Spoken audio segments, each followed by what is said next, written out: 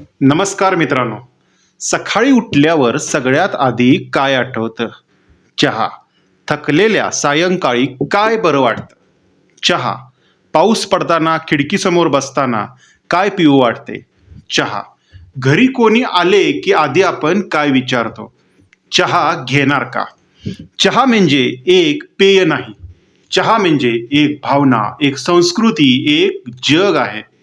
पाण्यानंतर सर्वाधिक जगात पिले जाणारे पेय कोणते असेल तर ते म्हणजे चहा. चहा म्हणजे एक सामाजिक बंध.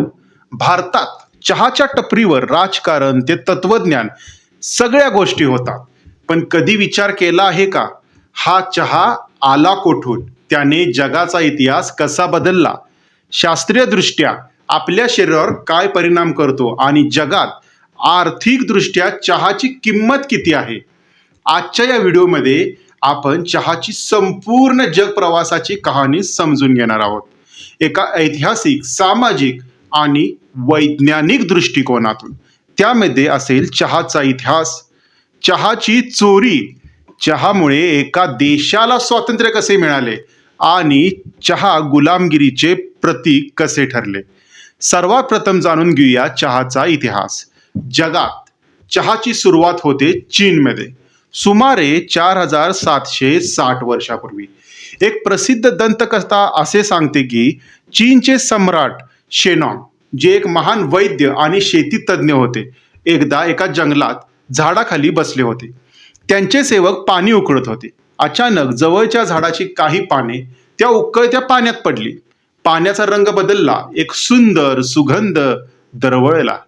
सम्राटाने ते पाणी प्यायले आणि त्यांना एक नवीन ऊर्जा जाणवली.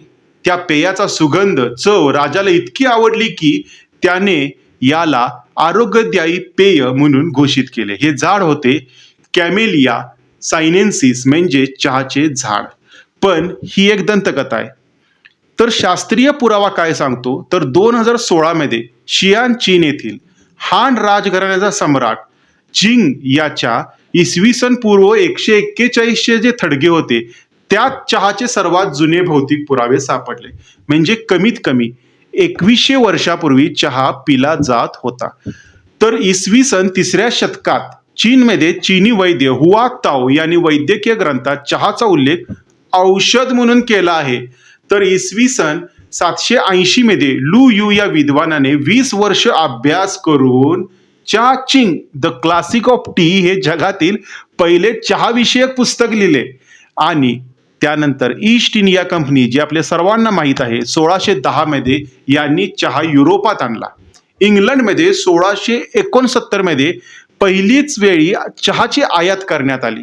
सुरुवातीला चहा इतका महाग होता की 1 पौंड चहाची किंमत एक सामान्य ब्रिटिश मजुराच्या 9 महिने पगारा इतकी होती.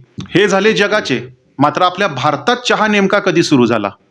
1823 मध्ये ब्रिटिश संशोधक रॉबर्ट ब्रूस यांनी आसाममध्ये शिंगपो जमातींना जंगली चहाच्या पानांपासून पेय बनवताना पाहिले. त्यांनी हे नमुने कलकत्ता बॉटॅनिकल गार्डनला पाठवले. ब्रिटिश अधिकाऱ्यांना वाटले की ही प्रजात अशुद्ध आणि हलक्या दर्जाची आहे. त्यांना फक्त चीनी चहाच श्रेष्ठ वाटत होता.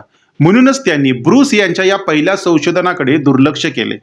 18व्या शतकाच्या मध्यापर्यंत संपूर्ण जगाला चहा पुरवण्याचे काम फक्त चीन करत असे. ब्रिटिशांना चहाचे इतके वेड लागले होते, पण चीनला त्याच्या बदल्यात त्यांना चांदी द्यावी लागायची. अक्षरशः ब्रिटनला चहासाठी चीन समोर झुकावे लागायचे. ब्रिटिशांना वाटलं, आपण चहा भारतात का नाही पिकवत. पण अडचण अशी होती, चहाची उत्कृष्ट झाडे आणि तो बनवण्याची गुप्त पद्धती फक्त चीनी लोकांनाच माहीत होते. चीनने चहाचे बियाणे बाहेर नेण्यावर फाशीची शिक्षा जाहीर केली होती. मात्र व्यापारी ईस्ट इंडिया कंपनीला चहाचे वेड झपाटून लागले होते. चहाचे झाड मिळवण्यासाठी ते कोणत्याही टोकाला जायला तयार होते. प्लॅन रेडी होता, मात्र तो तितकाच धोकादायक होता. अशा वेळी ईस्ट इंडिया कंपनीने एका धाडसी माणसाची निवड केली. त्या माणसाचे नाव होते रॉबर्ट फॉर्च्यून. मिशन होते चहाची चोरी, ज्यामध्ये सापडल्यास फाशीची शिक्षा कन्फर्म होती. रॉबर्ट फॉर्च्यून हा एक वनस्पती शास्त्रज्ञ होता. चीनच्या अंतर्गत भागात परकीयांना प्रवेश बंदी होती, त्यामुळे फॉर्च्यूनने स्वतःचे केस कापले, लांब वेणी लावली आणि सिंग हू नावाच्या चीन व्यापाऱ्याचे वेषांतर केले. त्याला ना चीनी भाषा नीट येत होती ना तिथल्या चालीरीती, तरीही तो जीवावर उदार होऊन चीनच्या दुर्गम डोंगराळ भागात जिथे सर्वोत्तम चहा पिकवला जायचा तिथे पोचला. फॉर्च्यूनला तिथे गेल्यावर दोन मोठे शोध लागले. पहिला शोध होता तो म्हणजे ब्लॅक टी आणि ग्रीन टी मधला फरक.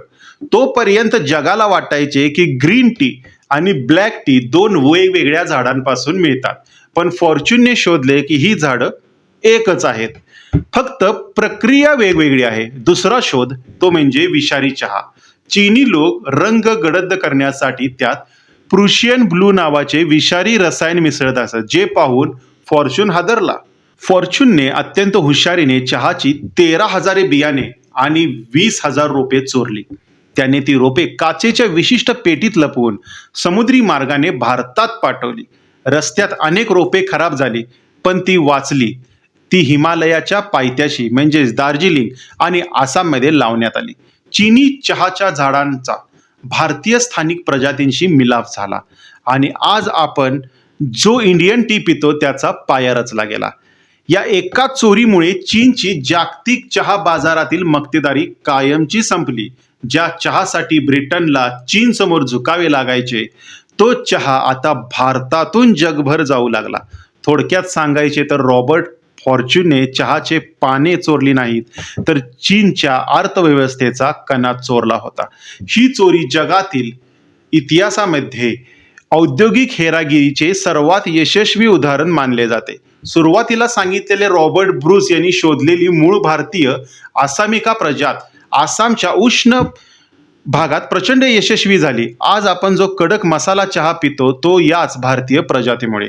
आणि रॉबर्ट फॉर्च्यून याने चोरून आणलेली चीनी प्रजा दार्जिलिंगच्या डोंगरात रुजली, ज्याला आपण आज जगातील सर्वात महागडा दार्जिलिंग टी असे म्हणतो. म्हणजे एक आसाम चहा, एक दार्जिलिंग चहा म्हणून उदयास आला. ही झाली चहाच्या सुरुवातीपासूनच्या शोधापासून भारतापर्यंतचा प्रवास. मित्रांनो, तुम्हाला माहित आहे का, भारतासारखेच अमेरिका म्हणजे USA वरही ब्रिटिशांचे राज्य होते. मात्र एका पेयाने अमेरिकेला स्वातंत्र्य मिळवून दिले. 16 डिसेंबर 1773 ची रात्र, बोस्टन हार्बर. सुमारे 60 माणसे अमेरिकन मूळ रहिवाशांचा पेहरवार करून 3 ब्रिटिश जहाजांवर चढली आणि चहाची 342 खोकी, ज्याची आजच्या काळात करोडो रुपये किंमत आहे, ती समुद्रात फेकून दिली. चहामुळे झालेला हा जगातील सर्वात मोठा निषेध होता. हीच घटना इतिहासात बोस्टन टी पार्टी म्हणून ओळखली जाते. आता हे का झाले, तर ब्रिटिश पार्लमेंटने 1773चा टी ऍक्ट पास केला होता. यात ईस्ट इंडिया कंपनीला अमेरिकन वसाहतींमध्ये चहा विकण्याची मक्तेदारी दिली होती आणि त्यावर कर लावला. अमेरिकन कॉलनिस्ट संतापले. नो टॅक्सेशन विदाउट रिप्रेझेंटेशन, म्हणजेच आम्हाला संसदेत प्रतिनिधित्व नाही तर कर का. बोस्टन टी पार्टी नंतर ब्रिटनने कठोर इनटॉलरेबल ऍक्ट्स USA मध्ये लागू केले. त्यामुळे अमेरिकन वसाहतीमध्ये असणारे लोक आणखीन चिडले आणि एकत्र आले. 1775 मध्ये अमेरिकन रिव्होल्यूशन सुरू झाली आणि 1776 मध्ये USA स्वतंत्र झालं. विचार करा, एका चहाच्या पेटीमुळे एक USA सारखी महासत्ता जन्माला आली. या क्रांतीचा एक मजेशीर परिणाम असा झाला की चहा हा ब्रिटिशांच्या गुलामगिरीचे प्रतीक मानले जाऊ लागले. त्यामुळे अमेरिकन लोकांनी चहा पिणे सोडून दिले आणि कॉफी पिण्यास सुरुवात केली. आजही अमेरिकेत चहापेक्षा कॉफी जास्त लोकप्रिय असण्याचे हे एक ऐतिहासिक कारण आहे. चहा म्हणजे काय? चहा म्हणजे कॅमेलिया सिनेन्सिस या झाडाच्या कोवळ्या पानापासून बनवलेले पेय.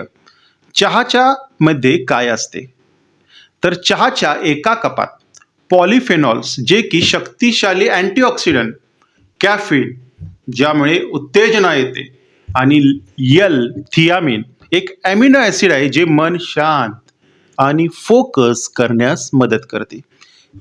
थियानिन आणि कॅफीन हे एक मॅजिक कॉम्बो आहे जे चहामधूनच मिळते. हे सगळ्यात इंटरेस्टिंग आहे, कारण की कॉफीमध्ये फक्त कॅफीन असते, त्यामुळे उत्तेजना येते पण नर्वसनेसपणा पण येतो. मात्र चहामध्ये कॅफीन सोबत थियानिन असतो, जो कॅफीनच्या जिटरी इफेक्टला कमी करतो आणि मन शांत आणि फोकस्ड एनर्जी देतो. म्हणूनच चहा प्यायल्यानंतर आपल्याला अलर्ट पण शांत वाटते आणि हे सायंटिफिकली प्रूव्ह आहे. चहा पिल्याने आता आरोग्यावर काय काय परिणाम होतात तर हृदयरोग, स्ट्रोक्सचा धोका कमी होतो, टाईप 2 डायबिटीसचा धोकाही कमी होतो, ब्लड प्रेशर कमी होते, कॅन्सर पेशींच्या वाढीशी लढण्याची क्षमता निर्माण होते. तसेच मात्र तुम्ही जर चहात दूध घातल्यास दुधातील जे मिल्क प्रोटीन्स आहेत ते अँटीऑक्सिडंट्सशी बांधले जातात आणि त्यामुळे चहापासून मिळणारे फायदे कमी होतात. आता या चहाचे प्रकार कसे बनतात तर सर्व चहा एकाच झाडाच्या पानापासून बनतो. फरक आहे तो करण्याच्या प्रक्रियेमध्ये. आता पहिला चहा आपण घेतला ग्रीन टी. तर ग्रीन टीमध्ये ताजी पाने वापरले जातात जी की ऑक्सिडाइज केले जात नाहीत आणि यापासून सर्वाधिक अँटीऑक्सिडंट्स मिळते. दुसरा चहा आहे तो ब्लॅक टी. यामध्ये जी चहाची पाने आहेत ती ऑक्सिडाइज केली जातात, जास्त कॅफिन त्यामध्ये असतो. तिसरा चहा आहे व्हाईट टी. सर्वात कोवळी पाने यामध्ये वापरले जातात, सर्वात कमी प्रोसेसिंग याच्यासाठी केले जाते. चौथा चहा आहे पुएर. हा चहा त्याच्या आंबवण्याच्या म्हणजे फर्मेंटेशनच्या प्रक्रियेमुळे हा चहा इतर चहापेक्षा वेगळा ठरतो. याची युनिक टेस्ट असते आणि गट बॅक्टेरियासाठी हा चांगला असतो. पाचवा चहा आहे तो म्हणजे आपल्या सर्वांना माहीत असणारा भारतीय मसाला टी. याच्यामध्ये आले, वेलची, दालचिनी, लवंग, मिरी या मसाल्यांसह दूध या सर्वांचे एक चहामध्ये एक अद्भुत मिश्रण असते. चहाचे 40 ते 50% जागतिक उत्पादन अजूनही चीनमध्ये होते आणि भारत हा जगातील दुसरा सर्वात मोठा चहा उत्पादक देश आहे. भारतात दरवर्षी 1.3 कोटी किलोपेक्षा जास्त चहाचे उत्पादन होते आणि महत्त्वाचे म्हणजे भारतात उत्पादित 80% चहा हा भारतातच पिला जातो. आपण किती चहा प्रेमी आहोत हे यावरून लक्षात येते. एकूण जागतिक चहा बाजाराचे मूल्य जर आपण विचाराल तर 2024 मध्ये ते $25.6 अब्ज एवढे होते आणि 2035 पर्यंत $146 अब्ज इतके जाणार आहे. तर मित्रांनो, पुढच्या वेळी जेव्हा तुम्ही चहाचा घोट घ्याल तेव्हा आठवा त्या कपात आहे 4700 वर्षाचा इतिहास, एक क्रांती, एक विज्ञान, एक संस्कृती.